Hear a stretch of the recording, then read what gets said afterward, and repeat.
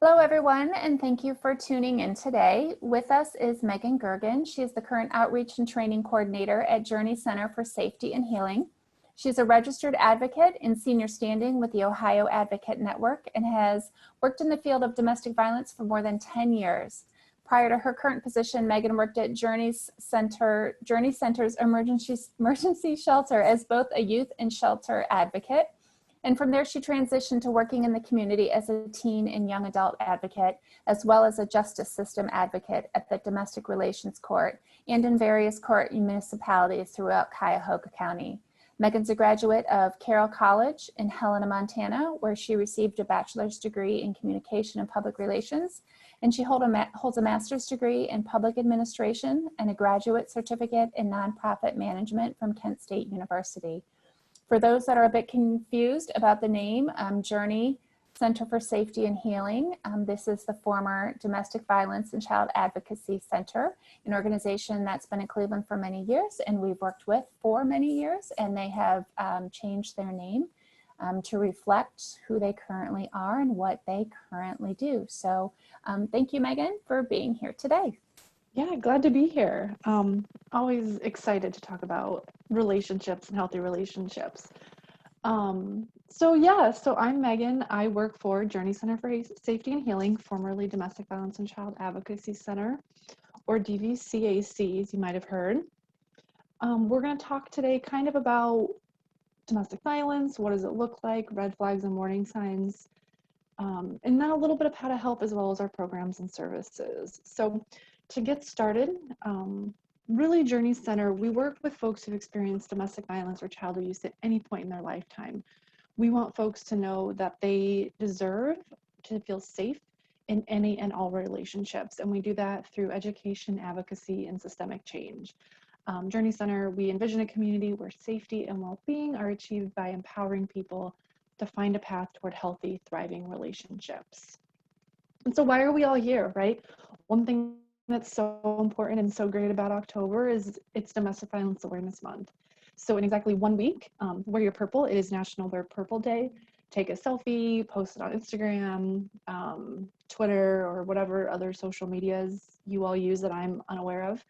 And tag us. Show us that you're promoting healthy relationships and bringing awareness. Towards the end of the month, we will be having some domestic violence town halls. Feel free to join us, or you can check out our website for more information. We just want to hear where folks are at and really listen to the community to see how we can support folks experiencing violence.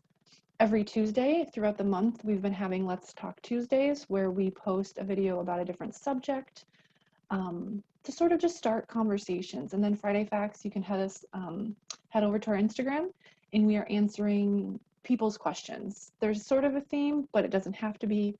If you are concerned about someone, it's all completely confidential, completely anonymous, and we'll answer your questions there.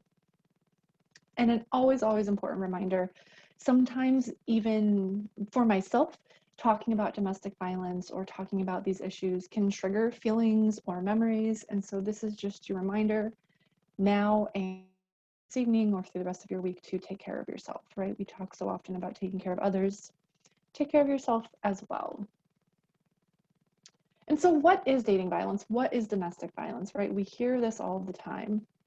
And so we're going to spend too long on statistics, but I think it's important. We always hear a lot that 1 in 4 women and 1 in 7 men will experience some form of domestic violence. One thing that I feel is important to point out is if you look at that, it's a severe physical violence. And so that is not including emotional abuse, verbal abuse, financial abuse, or digital abuse. And we'll talk about those in a little bit. And so that's a lot of people. It's also important to point out that while domestic violence can and does affect all persons, regardless of sexual orientation, gender identity, it happens in all relationships. However, women are often the victims, and most often when young ladies aged 16 to 34 experience the highest rates of violence. It's also really important for us to point out that women of color, and Black women in particular, experience even higher rates. And so you all will hear me say possibly he and she, that's she is the victim and he as the abuser. That's simply for clarification purposes. So I found that when I use they and they a lot, folks get confused. So I just want to say that as well. So what is domestic violence? Again, coming back to it, this is so important. I think especially for college students, a lot of times, and this isn't always true, but you are dating partners, you're not living together, you've never been married, and you don't have children in common. And so legally, domestic violence is looking for one of those three things. So it's also about physically causing harm, right? What is going on that this person has recently harmed you or recent threats of physical harm? And I say that because if we're telling someone, go file a police report, go, file for a protection order, it's really got to reach these legal standards. And if it doesn't, and we're setting up our friends or our loved ones to go, we're potentially causing more harm. The other thing is if I am dating my partner and we don't live together, we don't have children in common, or we've never been married, it's going to show up as an assault. That does not mean it's not dating or domestic violence from my perspective, from a social perspective. Domestic violence as an advocate is when one person intentionally causes physical or emotional harm. This is done through power and control, right? It's about what am I doing to make you as my partner do what I want you to do, go where I want you to go, talk to or not talk to certain individuals, or dress a certain way. And so I say power and control quite often because it's so important. With that, it's more than a momentary loss of temper, right? So often we hear, oh, well, it's an anger management issue. Domestic violence is not an anger management issue. Folks who are making the choice to abuse their partner, and I use those words very intentionally, making a choice are intentionally, right, causing harm. If I had an anger management issue, I'm going to yell at the guy who took my parking spot, or I'm going to yell at my boss for giving me something to do last minute, right? That's an anger management issue. What's going to happen is I'm not going to yell at the guy who took my parking spot. I'm not going to yell at my boss. I'm not going to yell at the lady who cut me off while I was driving home. I'm going to wait until I get home, or I'm going to wait until I'm around that partner to take that anger out on this one specific person that I'm supposed to love and care about, right?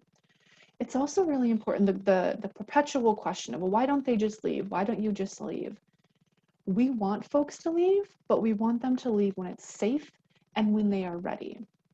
It's really important to remember that leaving a domestic violence situation, leaving an abusive relationship, that's when it becomes most dangerous for a victim. And so we want them to leave when they are ready, right? And those are the two, I think, really important myths that we want to point out. If you want, there's more information about other myths and facts, but those are two that I think are really especially important for college students, right? What's also important is to remember that, like most things, relationships exist on a spectrum. I think a lot of times folks think, oh, well, I'm in a healthy relationship or I'm in an abusive relationship. That's not necessarily true. Think about different friendships we have or different relationships we have with family. Some of them might be healthier than others, right? Or I always like to joke, so my best friend is married. I adore her husband. He's a great human. Him and I would not work as a couple, right? Not because we're not both nice people, but because we wouldn't vibe. That doesn't mean it'd be abusive, but it might be unhealthy. And so what I want for everyone listening to this is to always look for those healthy things. That respect, healthy communication for you. I'm a much more direct person than some of my friends are. And so what works for me in a relationship might not work for them. That trust, right? If I don't trust my partner, why am I with them? Honesty isn't always easy. Honesty is sometimes incredibly awkward, right? It's awkward, I'm gonna get sweaty, but I still know that I can be honest with my partner and that they can be honest with me. And similarly, individuality. Yes, we're a partnership. Yes, we're two people or potentially more in that relationship, but we still have our individual identities, right? I'm still Megan and they are still Bobby Joe or whoever it is, right? When we get into that unhealthy, that's when we start to see the dishonesty, some pressure, the trust starts to break, and those communication breaks happen as well. And what I don't want us to have, or anyone to have, is those abusive qualities, that manipulation, that blame shifting, that accusation, and what we hear a lot about in that control and that isolation or that mistreatment. And so I want us to come back to this and keep this in our mind, because this is where it gets really, really hard sometimes for folks to recognize if I'm in an abusive situation. Also, and we're not going to go through all of these, but I also think it's so important. We talk so often about my rights in relationships, right? I have the right to be treated with respect. I have the right to express my own feelings, opinions, and beliefs, to set my boundaries, and really most important, to feel safe in my relationship, right?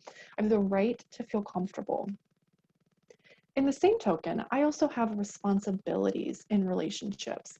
And so I have a responsibility to let my partner know what my boundaries are, to respect my partner's boundaries and limits, to respect not only my feelings and emotions, but to respect my partner's feelings and emotions, to be honest, and to set limits, right? So it's a give and take. It's not always 50-50. It's 50-50-ish, I always say. But some days we have bad days. And on my bad days, when I'm at a 40, I would expect my partner to step up and be at 60, and vice versa. It's a balancing of supporting one another in a safe, healthy way. And so when we're talking about abuse, right, these are typically the types of abuse that we at Journey Center talk about. So we talk about verbal and emotional, physical, digital, sexual, and financial. And so let's break those down a little bit. I'm going to spend a ton of time, but verbal and emotional abuse is something that manipulates or controls your feelings, your behaviors. It makes me feel afraid or unsafe in that relationship. So it could be name calling and put downs. It could be providing misinformation. So maybe it's my partner giving me misinformation about classes or the campus closing or events that are happening, right? Just, oh, well, you thought that event happened today. It was yesterday. What are you talking about? Something must be wrong with you, right? It could be yelling or screaming. It could be constant monitoring on my social media accounts.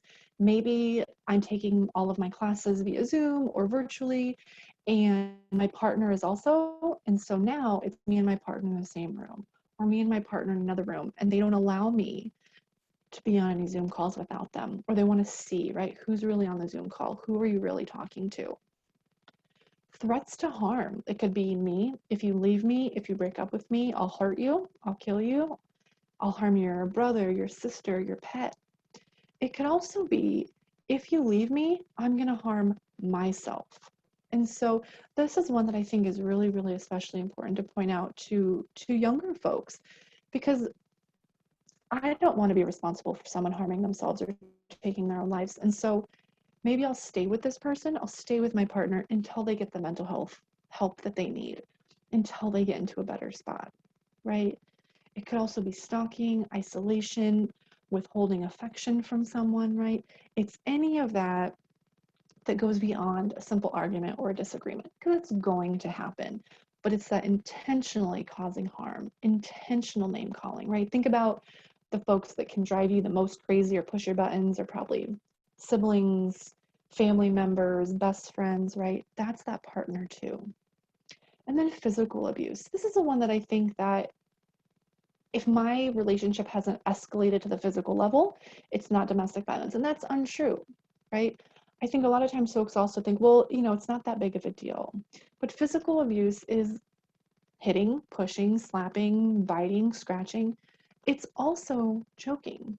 It's also blocking entrances. You're not going to leave this room until you do what I want you to do or say what I want you to say. Hey, you know what? I don't have to put my hands on you because I'm bigger, stronger, whatever than you, right? So I just have to kind of post up and threaten like I'm going to harm you to control you, right? It could be reckless driving. It could be punching besides walls. It could be using objects. And so again, it's coming back to, what am I doing physically with objects or my body to control my partner? Sexual abuse. This one also, I think that we often automatically jump to rape for sex. Yes, absolutely, that is sexual abuse. But it could also be ignoring my feelings or boundaries, right? You know what? I don't really want to cuddle today. I don't want to make out. I want you to sit on that couch. I want to sit here. My partner should respect that, right? It could be unwanted kissing, unwanted touching. It could be controlling or disrupting my birth control. It could be forcing me or coercing me into behaviors that I'm maybe not comfortable with. But you know what? We're in a relationship, so this is what you do. And if you don't do this, I'm going to go find someone else that will. It could be forcing a partner or persuading them to send photos that they're uncomfortable with, because this is what people in relationships do, right? So it could also be that guilting someone in, or that constant poke, poke, poke to make someone do something. I always think of like coercive control and kind of a little easier kind of step down way to think about it. Think about a kid that wants to go to a park, right? Come on, Megan, I want to go to the park. Man, I want to go to the park. Come on. And this is real cute little kid. Come on, let's go, let's go. And what happens is eventually we go to the park, right? It's just easier. That can happen in relationships too, because I'm not going to hear Megan, Megan, Megan, Megan, Megan, Megan for the next 2 hours. Or if by having sex with my partner or doing something I'm uncomfortable with means I'm not then going to be physically assaulted. Financial abuse, right? This is using your finances, against you. So you know what? You're not going to work. Hey, we're going to move in together, and you know what? Let's put the lease in my name. You don't have to worry about it, right? But what happens is, who's going to have to leave that apartment?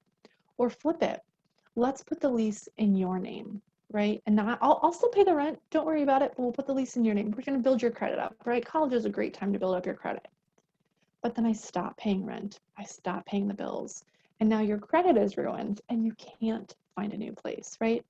It could be disrupting my employment, my job, constantly showing up, constantly making phone calls that it forces me to quit or to be fired.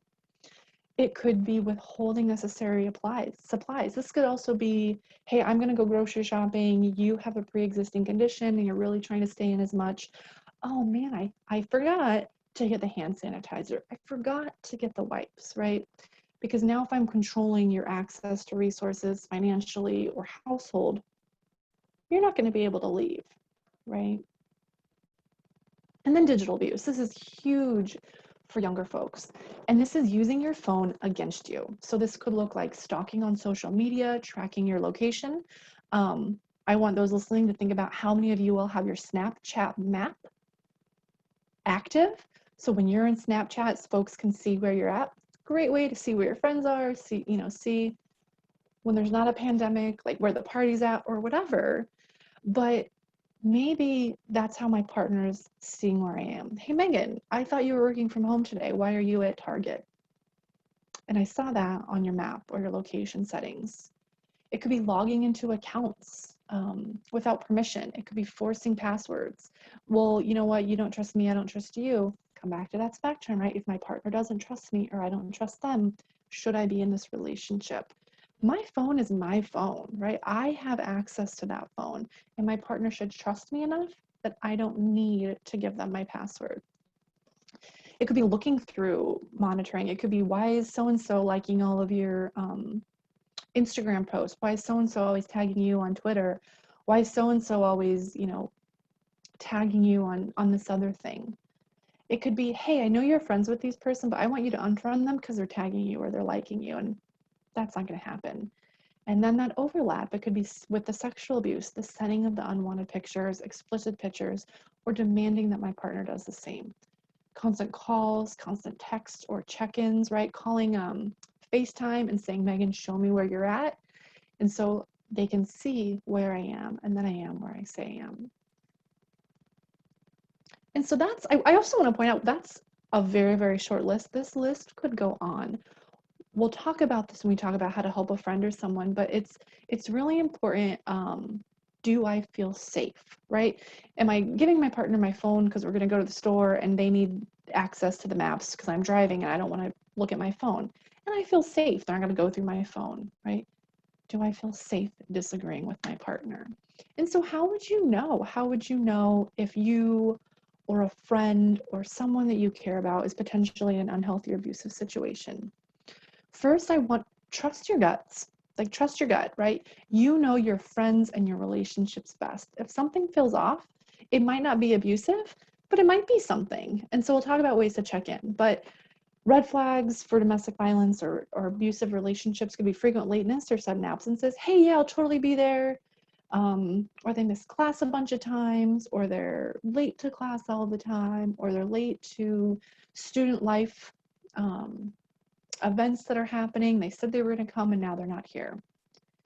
It could be kind of those subtle references to my partner's anger. Hey, yeah, I was talking to Joe and he just like got real angry and I don't know. So annoying, right? Got real angry. Tell me what happened, right? Perking up my ears. It could be bruises or scratches. We know when like I'm semi-clumsy person, so if I run into a table or something, it's gonna kind of be on my thigh, on the front of my thigh. But if I have my arm looks like it's grabbed, or my neck, right? Looking at where those bruises are occurring. Decreased productivity or attentiveness. This could be in class, it could be in activities, this could be at work, right? I used to be an A+++ student, and now it's kind of B's. Now I don't seem to be as into it.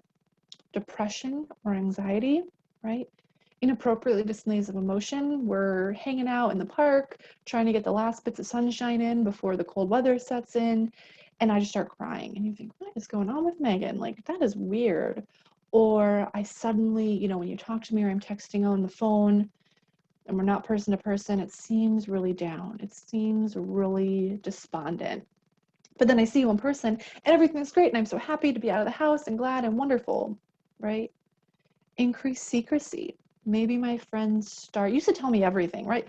We are best friends. I want to know what's going on. I want to know what you ate for dinner. And so really looking at what is my friends holding back? And so the question is, I've heard that hands on the neck is a particularly big warning sign. Is this true? Yes.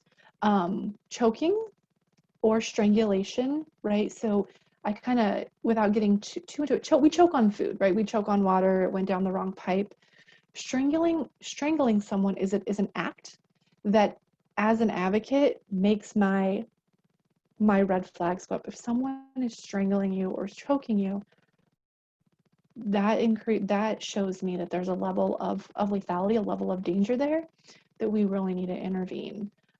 It doesn't take a lot of pressure. It doesn't take a long time for someone to do some serious harm, right? Because we're cutting off air to the brain. And so if we're hearing that, if we're hearing about the neck, or even if it's playful, right? Oh, well, it happened while we were, fooling around and it was playful. Okay, tell me more. Did you consent to this playful act? Did you talk about it ahead of time, right? And if you didn't, then how do you know it was consensual? And so some of this is being really open and comfortable being uncomfortable, right? Having these conversations or saying, hey, I have to ask you this thing. It might sound really weird or awkward and I'm really sorry, but tell me more. Yeah. Similarly, and let's use that example. We were, fooling around last night and then my partner like choked me and I was really unexpected. And if my friend tells me this, I might say, oh my gosh, that sounds scary. How did you respond? And I'm going to say, oh, well, they were just playing around. They didn't really mean it, right? I don't think they meant it, right? They said they were sorry afterwards. And so am I or my friends making excuses or taking the blame for my partner's behavior, right? This looks like we're hanging out again at the park or whatever, and my partner all of a sudden gets really mad and storms off. And I say, oh my gosh, I'm so sorry. They've just had a really rough day. They've had a really, it's almost finals week, right? Midterms, next week, this week. And so they're just really stressed out. I'm really, really sorry. And so rather than allowing that accountability we're allowed to get angry, but we're not allowed to be abusive. And as a victim, I might take on that behavior and take on that blame for my partner. It could also look like controlling who their partner sees, right? Where they go, what they do, less or no participation in events and activities, isolation from family and friends, no more Sunday dinners, no more Zoom happy hours, no more, Zoom game nights, or, oh, I'm going to forget what it's called, the game night thing you all can do together, right? What you constantly are hearing your friend's partner say, oh, you messed it up again. Oh, you can never do anything, right? And extreme jealousy. Jealousy is normal, right? We're all going to get jealous. We're all allowed to get jealous. Come back to that spectrum. How we are handling, how we are processing that jealousy is what makes it healthy, unhealthy, or abusive. A very kind of simplistic example I use a lot is we're hanging out, we're going grocery shopping. My partner goes to get the milk, I go to get the cereal. I am obviously much quicker, right? I'm a very fast shopper. And so I have the cereal, I come and I see my partner in the milk aisle talking to some girl. I don't know her. And I think to myself, oh, who's that girl? Like, she's really cute. I like her shoes. I like whatever. In a healthy relationship, I'm going to go up to my partner and she walks away as I come up and I'm going to tell my partner, hey, who was that? In a healthy relationship, we'll say, oh, that's so-and-so, we used to work together. And I say, all right, cool. I liked her shoes. And I'm going to move on because I trust my partner, right? In that unhealthy relationship, what's going to happen is I say, oh yeah, I used to work together. She's kind of cute. Tell me more, right? I'm pushing it a little bit. I'm getting a little bit more. In an abusive relationship, I'm going to say, oh, you work together? Nope. I saw how she was looking at you. If you all are friends on Facebook, I need you to unfriend her. I need you to stop following her on Instagram. Like, if we see her in the grocery store, I want you to ignore her. Like, I saw how she was looking at you. I saw how you were looking at her. Nope. Cut it off, right? So looking at how we respond to those quote unquote negative emotions is what makes something healthy, unhealthy, or abusive. Because if we look specifically at jealousy should fade as that relationship and as that trust builds. It could be discouraging their partner from seeing their friends or family. Hey, I know we're supposed to hang out with Tiffany later, but I don't think she really likes me and it's super, super awkward for me. So can we maybe not hang out? I want my partner to feel comfortable. All right, we'll skip dinner this time, right? Or think about, we've all been in these situations, or we know someone who's been in these situations where your partner has that one friend and you don't really trust them and you kind of like, I don't really like them. There's some normalcy in that, right? But how am I handling that? Am I telling my partner and we're able to safely and respectfully have that conversation? Or is my partner just saying, nope, you're not to talk to her, cut it off, goodbye, good day? No, right? Insulting or demeaning looks or acts in a way that scares their partner. This is an important one because this is the one that's going to be a little bit more subtle. Again, we'll use the park reference. We're hanging out at the park and my partner says something and all of a sudden I kind of button up or I get really quiet and sullen.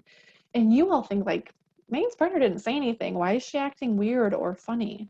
But I know that that word, that phrase, or that look that my partner just gave me means I'm in trouble when we get home, right?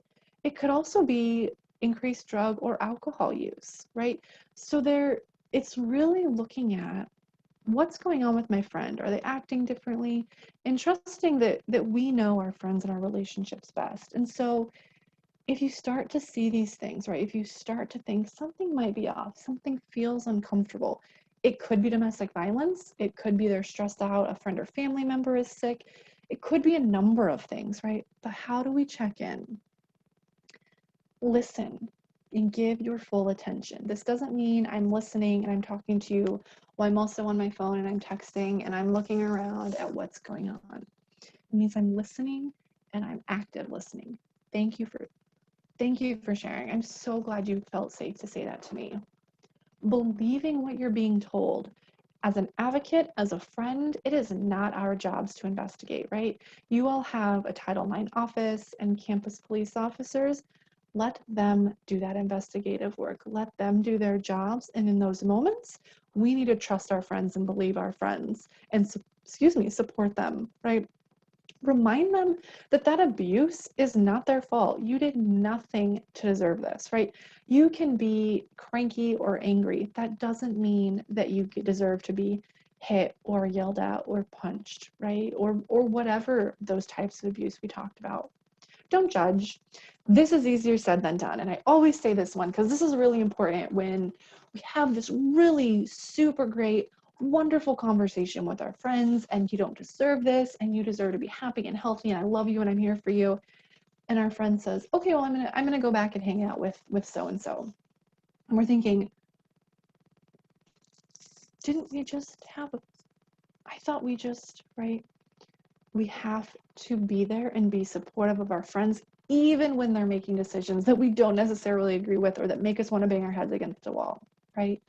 And the reason that that is so important is because if I say, well, if you're going back and hang out with him, then I'm not going to be your friend anymore. We're helping that abusive person isolate our friend, right? So we can set our boundaries and say, listen, I love you. You are a wonderful human. I don't particularly like this relationship. So if it's you and me one-on-one, all day, every day, you need to text me, you need to call me, let me know. Hang out with you and that person, not for me, right? And then providing resources, right? The Women's Center, Journey Center, there are so many resources that you can go to and that you can reach out to. Don't make it up. If you don't know what that resource is, if you don't know that helpline, do not make it up. And you can say that, I don't know, let me find out, right?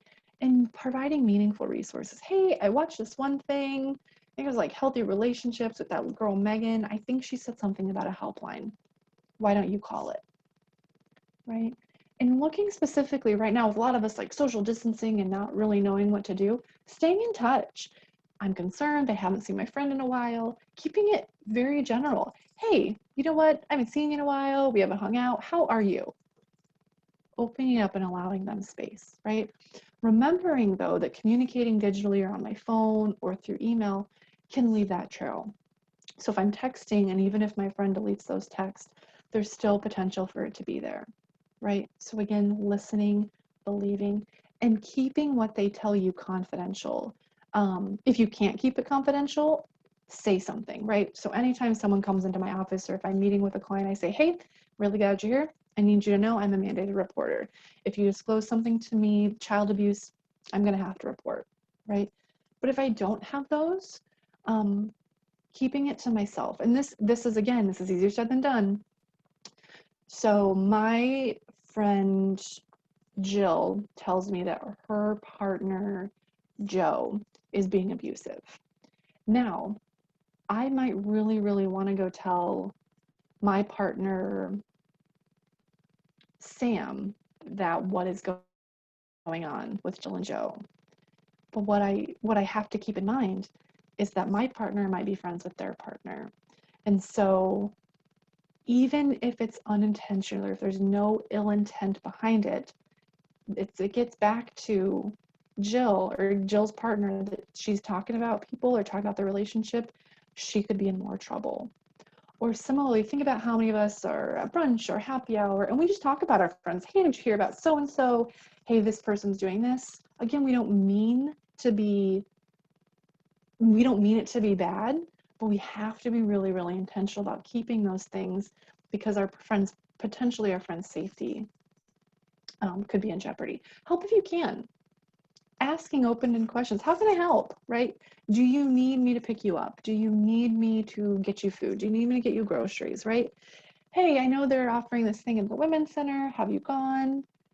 And another one that's hard is don't try to fix everything. So often, think about when we want to vent or when we've had a bad day. Sometimes we just want to like word vomit, vent, and then I feel better, right? Maybe that's what our friend is doing also. And keeping in mind that someone who's in an abusive relationship, someone who's experiencing violence is already surviving that abuse, right? They are the experts on their own lives and they are already doing what they need to do. So like we can say like, hey, have you thought about support group? Hey, have you thought about therapy, right? But letting them know what it is that they want to do or not do.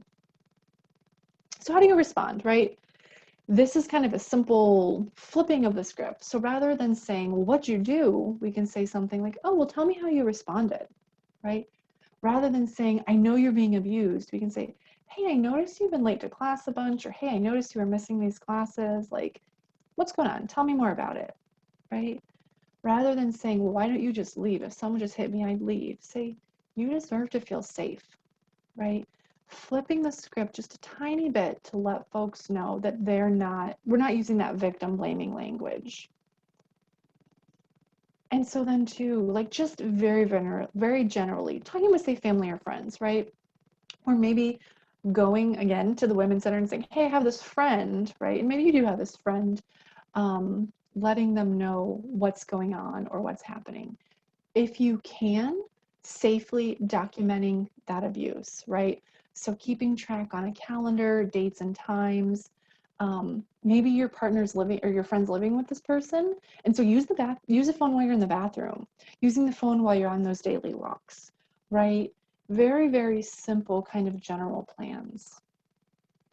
And as we kind of wrap up, I really wanted us to, welcome back. Why folks stay, right? Fear, right? My partner has told me if I break up with them, they're going to hurt me or my friends, or they're going to tell that secret. So I'm going to stay. Feelings of helplessness. Where am I going to go, right? Low self-esteem. If someone tells me I'm dumb or stupid or worthless enough times, I can be the most confident, empowered woman, but eventually it's going to start to creep in. Something's going to come in. Isolation, right?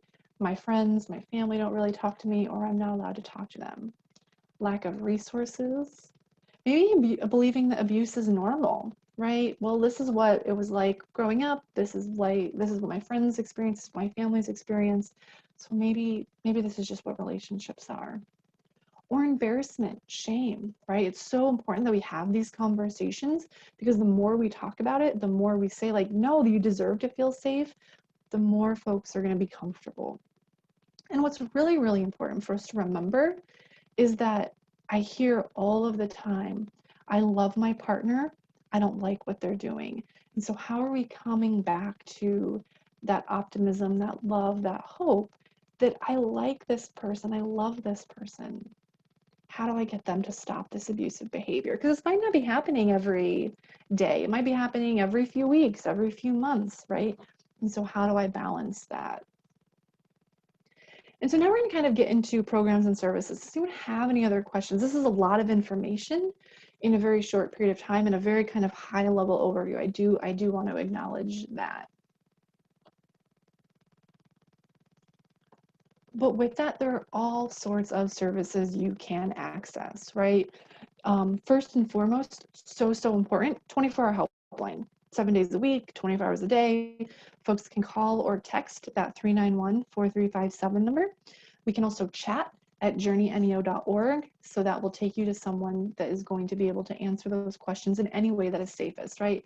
Maybe I can't sit on the phone and talk, but my partner doesn't really look at or pay attention to my text, so I can text, right?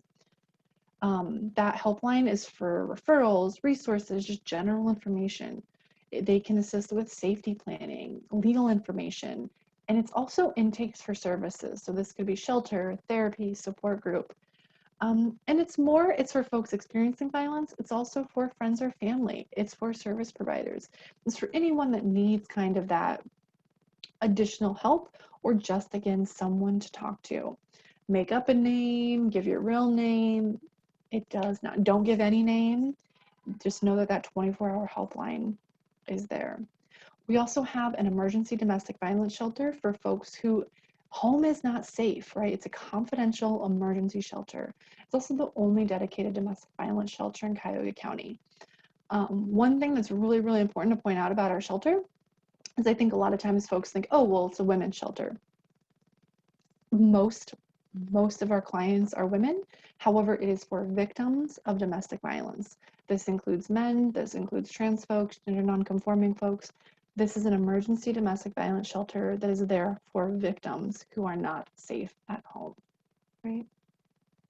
We have justice system advocacy. So we work within most of the suburban courts throughout Cuyahoga County, in municipal court, as well as we have 2 advocates in domestic relations court that can help folks answer those questions. Okay, well, the police came and now what happens? Like, what's a TPO? What's a CPO? What's a hearing? What's a pre-hearing? What's a trial, right?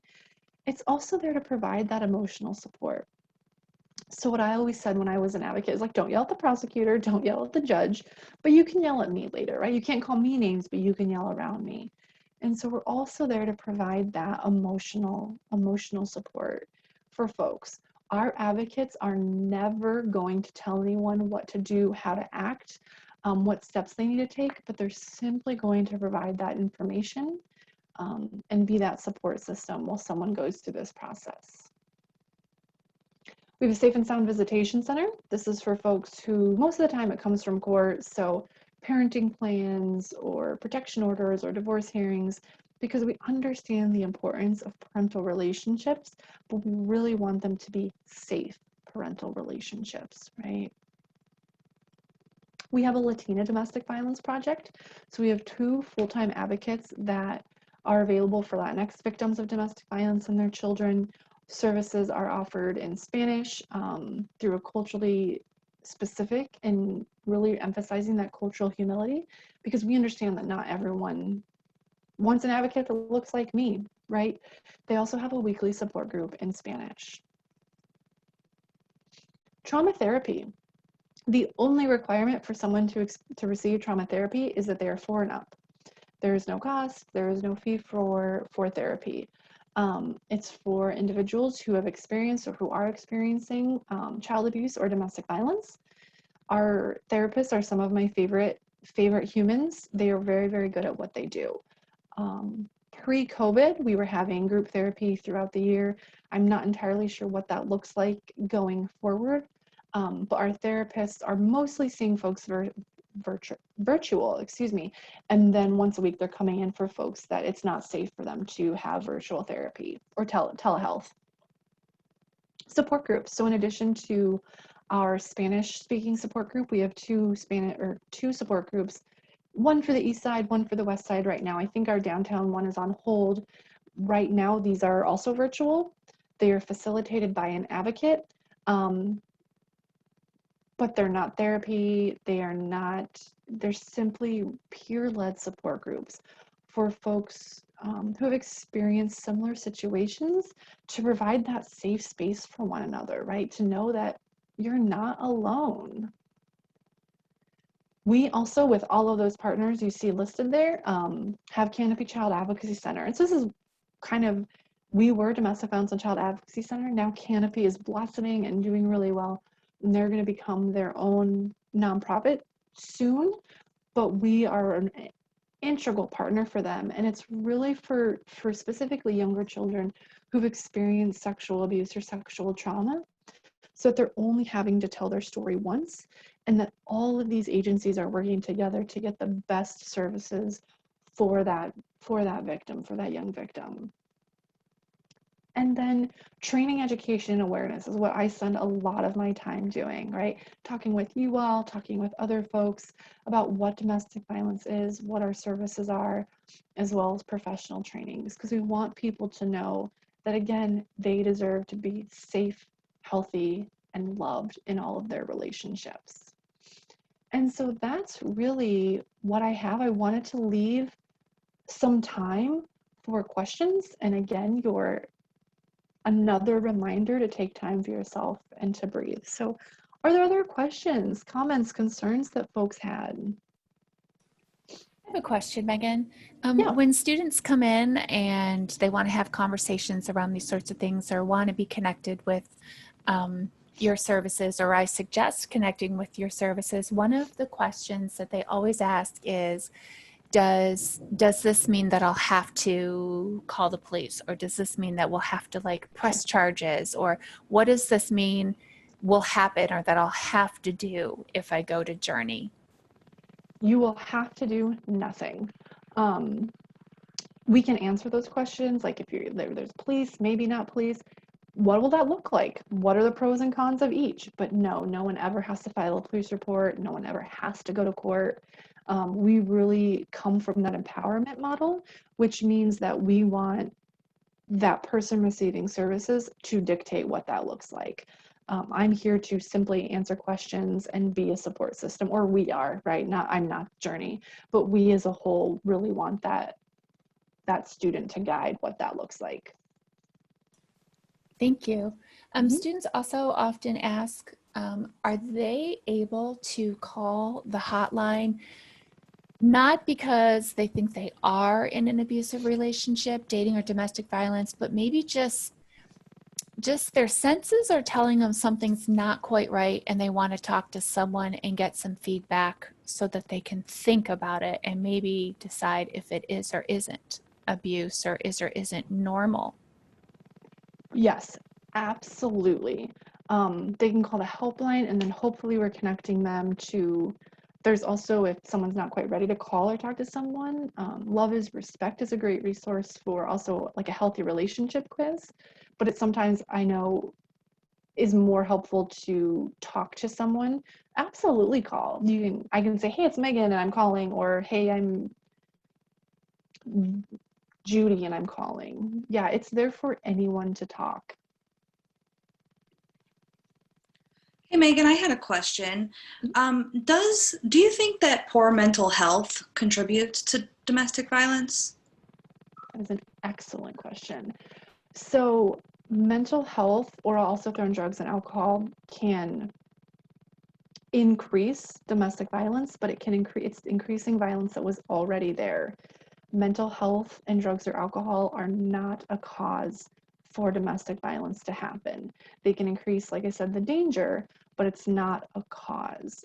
If we look at, specifically mental health, most of the time folks who have, severe mental health are more likely to be victims of themselves.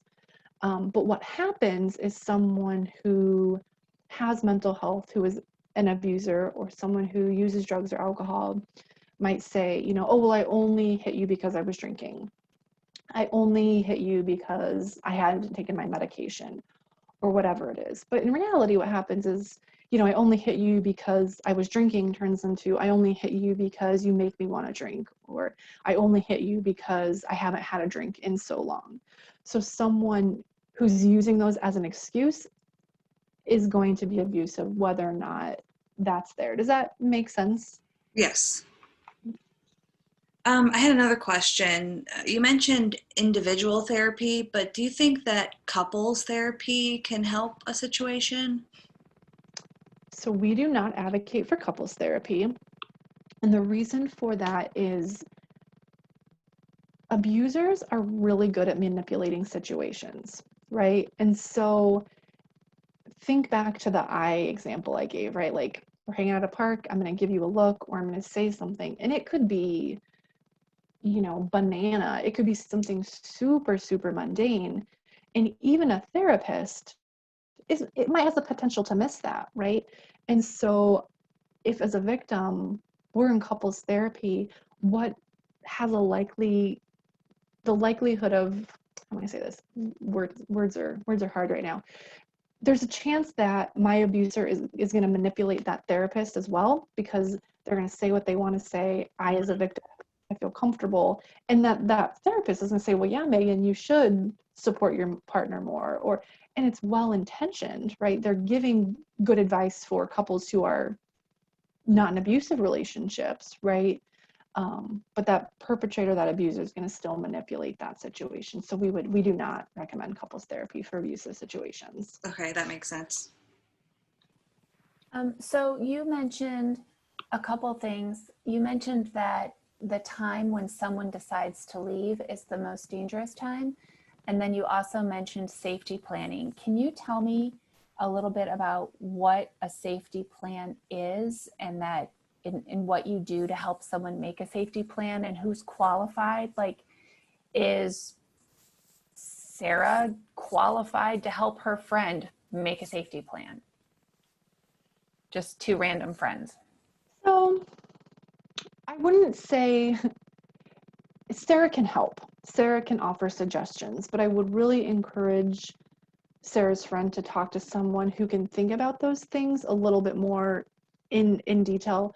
An example I use a lot, and this is not necessarily, so if Sarah says, oh, well, you should call the police as a safety plan, safety precaution, right? A lot of folks might just think that's what you do. not accounting for that Sarah's friend doesn't feel comfortable calling the police, or not accounting for that it doesn't quite reach that legal standard of domestic violence. And so when the police show up, they're not going to be able to do anything. And now the partner is even more empowered. So there are things that Sarah might be able to do and say, like, how can I help? But I would really encourage Sarah's friend to call and reach out and talk to someone who can really look through Monday, Tuesday, Wednesday, Thursday, Friday. It might be a similar safety plan, but, and again, it's all survivor led, but what we're looking at, if I'm doing a safety plan with, Sarah's friend, is how to get to and from school or class or work, talking through options and resources while coming from that lens of having a really solid, deep understanding of domestic violence. So Sarah might be able to offer support and do, like, here's some tidbits or things I've read on the internet or I've read in places by doing research, which could be helpful. I think it's also reaching it out to an advocate would be really, really important. Thank you very much for that. This was a lot of information and a lot of really good information. Mm-hmm. And I'm glad that we recorded it so that folks can go back and look at it and think and perhaps look again. So I think we're going to wrap up unless you have any last things that you wanted to say, Megan. No, I would say reach out, get in next Thursday, the 22nd, wear your purple, follow us on social media to see what we're up to in the coming year and beyond. And just, if you or someone you know need help, call or text that helpline or reach out to you at the Women's Center to get connected. Thank you so much. Thank you. We really appreciate your time. Again, this is Megan Gergen with the Journey Center for Safety and Healing, formerly the Cleveland Domestic Violence and Child Advocacy Center. And if you do need some help, of course, you can call the Women's Center, or you can go directly to Journey, and that's 216-391-HELP or 216-391-4357. Again, Megan, thank you so much and have a great day, everyone. Thank you.